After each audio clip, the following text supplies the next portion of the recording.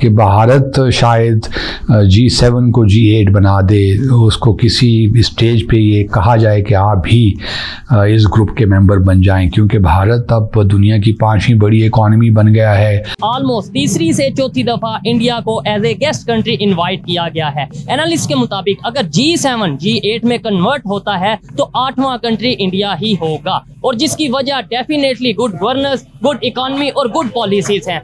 Waste चाहता भी है कि वो चाइना और ख़ास तौर पे रशिया से भारत को दूर करे, और जो काउंटर वेट है चाइना के लिए उनको चाहिए इस रीजन में भारत को, उस तरह भी वो प्रोमोट कर रहे हैं। तो एक लिहाज से भारत के लिए काफ़ी स्पेस है। लेकिन पाकिस्तान का क्या विजन है, और हमारा नेबर कंट्री अगर इंडिया की बात करें उसकी क्या सोच है, क्या विजन है, वो कैसे डेवलपमेंट में आगे जा रहा है। G7 मीटिंग की बात करें, G7 का भी शायद मेंबर बनने जा रहा है, जैसे 2-3 दफा इनवाइट कर चुके हैं उनके प्राइम मिनिस्टर को, और हम कहाँ पे खड़े हैं, वो कहाँ पे खड़े हैं, क्या कहें। रशिया के साथ उसके खसूसी दिफाई ताल्लुकात भी हैं, क्या उनको पसे पुश डालकर वो G7 की तरफ जाएगा, ये डेवलप्ड आप कह लें डेमोक्रेसीज हैं या इंडस्ट्रियलाइज्ड कंट्रीज हैं, इनकी तरफ जाएगा कि नहीं जाएगा, और G7 को G8 बनाएगा कि नहीं बनाएगा। इन्हीं की गलतियों की वजह से, इन लीडरों की गलतियों की वजह से अब वो पाकिस्तान से बहुत ऊपर चला गया। इंडिया जो कि आज से चंद साल पहले हमसे मतलब 2-3 रुपए पीछे था, अब वो 2-3 रुपए आगे चला गया।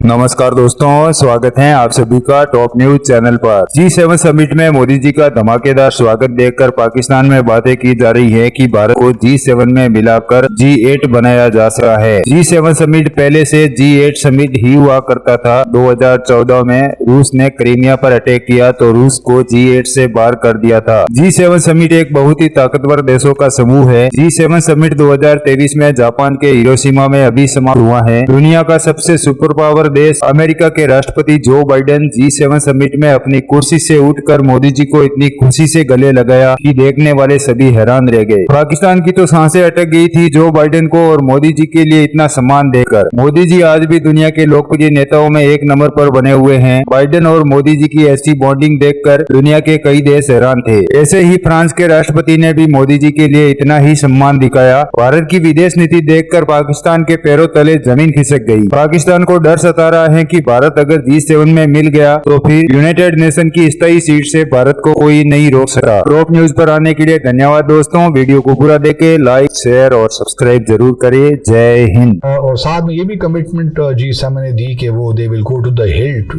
To keep supporting Ukraine in this war, जिसका मतलब ये है कि अभी ये जंग खत्म होने वाली नहीं है। दूसरी तरफ भारत के वज़ीर आज़म ने भी मुलाकात की, प्रेसिडेंट ज़ेलेंस्की से भी मुलाकात उनकी हुई, और जो हमने तस्वीर देखी उसमें भारत के वज़ीर आज़म काफ़ी एक्टिव नज़र आए वहाँ पे। फिर क्वाड की मीटिंग भी हुई।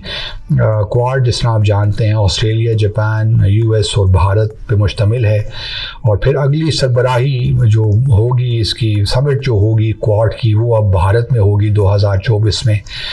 और मुझे लगता है क्योंकि एक ज़माना था जबकि रशिया भी G7 का मेंबर था और उस वक्त G8 कहलाता था, लेकिन 2014 में जब क्राइमिया का मामला हुआ तो फिर रशिया की जो है मेंबरशिप सस्पेंड कर दी, और फिर वो अब तो यूक्रेन के बाद तो अब G7 हो गया है। तो मुझे लगता है कि शायद अब ये तो मैं नहीं कह सकता कब एग्जैक्टली, लेकिन मुझे लगता है कि भारत शायद G7 को G8 बना दे, उसको किसी स्टेज पे ये कहा जाए कि आप भी इस ग्रुप के मेंबर बन जाएं, क्योंकि भारत अब दुनिया की 5वीं बड़ी इकॉनमी बन गया है, और वेस्ट चाहता भी है कि वो चाइना और ख़ास तौर पे रशिया से भारत को दूर करे, और जो काउंटर वेट है चाइना के लिए उनको चाहिए इस रीजन में भारत को, उस तरह भी वो प्रोमोट कर रहे हैं। तो एक लिहाज से भारत के लिए काफ़ी काफ़ी स्पेस है, लेकिन देखना यही है कि आया भारत जो शंघाई कोऑपरेशन ऑर्गेनाइजेशन का मेंबर है, इसी तरह रशिया के साथ उसके खसूसी दिफाई ताल्लुकात भी हैं, क्या उनको पसे पुश डालकर वो G7 की तरफ जाएगा, ये जो ये डेवलप्ड आप कह लें डेमोक्रेसीज़ हैं या इंडस्ट्रियलाइज्ड कंट्रीज़ हैं, इनकी तरफ जाएगा कि नहीं जाएगा, और G7 को G8 बनाएगा कि नहीं बनाएगा। तो ये सारी वो चीज़ें हैं। फिर G20 के अंदर भी कुछ इनिशिएटिव्स चल रहे हैं कि रशिया को उसकी मेंबरशिप से फारिग किया जाए, क्योंकि आपको याद ही होगा कि इंटरनेशनल क्रिमिनल कोर्ट ने एक्चुअली वारंट्स भी इशू किए हुए हैं प्रेसिडेंट पुतिन के लिए। अब देखना ये है कि जो G20 की समिट मीटिंग होती है भारत में, चूँकि इस वक्त भारत के पास चेयर है, सितंबर में ये मीटिंग शेड्यूल्ड है, सेकेंड वीक ऑफ सितंबर में।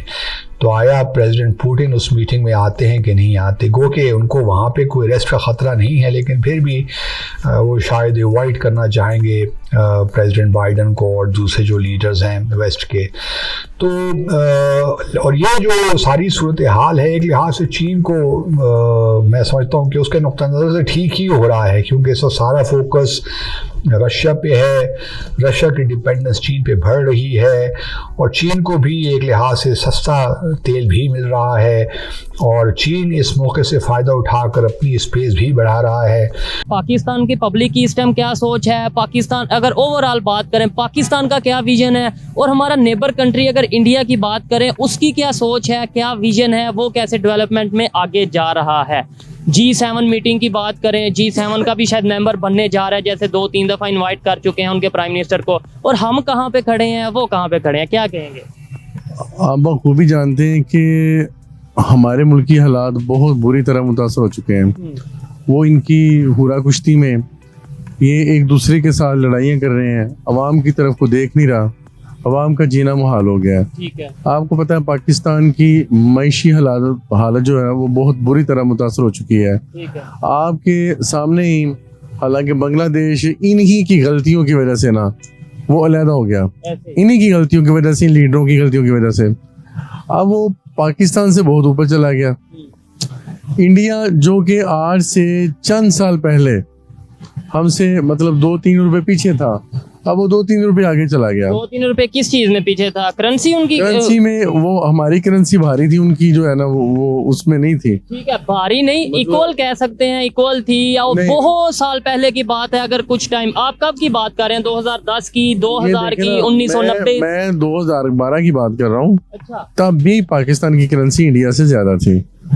अभी इन हालात में आप देखें कि आपकी करेंसी किस जगह पे चली गई है, चीजें कहाँ पे चली गई हैं, वो लोग जो रेंट पे रह रहे हैं उनका क्या हाल है, वो जो लोग बेरोजगार हो गए हैं। इसकी वजह क्या है? मैं यही तो बात कर रहा हूँ कि उनकी सोच में क्या ऐसा फर्क है, हमारी सोच में क्या, उनकी लीडर। इसकी वजह ये है कि हमारे जो लीडरान हैं, जो ईवान में बैठे हुए हैं, वो बजाय कि अवाम की तरफ तवज्जो दें, वो अपनी मतलब के नुमाइंदगी की तरफ, अपनी हुरा कुश्ती की तरफ और अपने आप को बेहतर बनाने की तरफ लगे हुए हैं। अंकल जी, आप क्या कहना चाहेंगे इसके ऊपर कि जैसे इन्होंने ही बोला कि कुछ साल पहले तक जो उनसे अगर डेवलपमेंट की बात करें, अब मेरे मुताबिक ये था कि इक्वल थी, और बहुत साल पहले 1970s में इक्वल थी, तो उसके बाद तो इक्वल नहीं थी। अच्छा, तो अब उनकी सोच में हमारी सोच में क्या फर्क है? इंटरनेशनल लेवल पे उनकी एक रिस्पेक्ट या उनकी एक वैल्यू, उनकी वर्थ है, हमारी इंटरनेशनल लेवल पे क्या पोजीशन?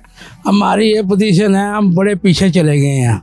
वजह क्या है? दुनिया की वजह से। हमारे ये जो हुक्मरान है ना, ये सलूक से नहीं बैठ रहे। ऐसे ही है। ठीक है, इनमें सलूक होए फिर ये बैठते हैं, फिर ये मसले हल होते हैं। ठीक हो गया। आप इस पे क्या अंकल जी कहना चाहेंगे कि उनकी सोच में? सवाल एक ही है, सिंपल सा, मैं पब्लिक की ओपिनियन जानना चाहता हूँ, और पाकिस्तान के जो मुख्तलिफ तबके